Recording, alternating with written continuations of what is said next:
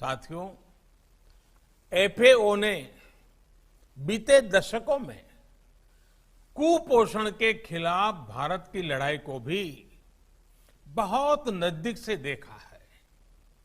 देश में अलग अलग स्तर पर कुछ विभागों द्वारा प्रयास हुए थे, लेकिन उनका दायरा या तो सीमित था या टुकड़ों में बिखरा पड़ा था। हम जानते हैं, छोटी आयु में गर्भधारण करना, शिक्षा की कमी, जानकारी का अभाव, शुद्ध पानी की पर्याप्त सुविधा न होना, स्वच्छता की कमी, ऐसी अनेक वजहों से हमें वो अपेक्षित परिणाम नहीं मिल पाए थे जो कुपोषण के खिलाफ की लड़ाई में मिलने चाहिए थे। मुझे गुजरात में मुख्यमंत्री के रूप में सेवा करने का अवसर मिला था, तो इन तथ्यों को मैंने ध्यान में रखते हुए वहां पर अनेक नई योजनाओं पर काम शुरू किया था। आखिर दिक्कत कहां है? नतीजे क्यों नहीं मिल रहे हैं और नतीजे कैसे मिलेंगे? इसका एक लंबा अनुभव मुझे गुजरात में मिला। उन अनुभवों को लेकर जब 2014 में मुझे देश की सेवा करने का मौका मिला, तो मैंने नए सिरे से पूरे देश के अंदर कुछ प्रयासों को प्रारंभ किया।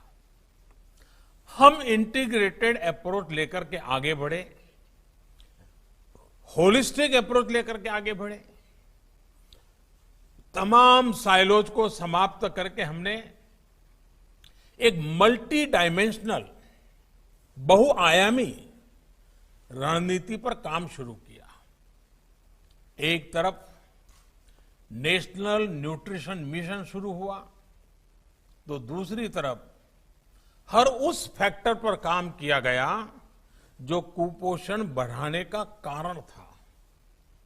बहुत बड़े स्तर पर परिवार और समाज के व्यवहार में परिवर्तन के लिए भी काम किया। स्वच्छ भारत मिशन के तहत भारत में 11 करोड़ से ज्यादा शौचालय बने।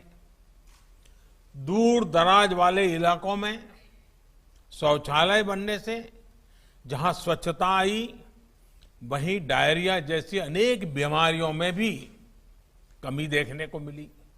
इसी तरह मिशन इंद्रधनुष के तहत गर्भवती माताओं और बच्चों के टीकाकरण का दायरा भी तेजी से बढ़ाया गया। इसमें भारत में ही तैयार रोटा वायरस, इस रोटा वायरस जैसे नए टीके भी जोड़े गए।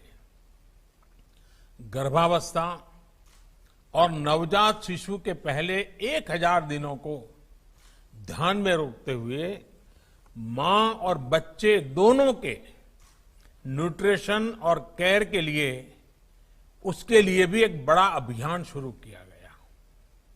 जल जीवन मिशन के तहत गांव के हर घर तक पाइप से पीने का पानी पहुंचाने के लिए तेजी से काम चल रहा है। आज देश की गरीब बहनों बेटियों को 1 रुपये में सैनिटेशन पैड्स उपलब्ध कराए जा रहे हैं।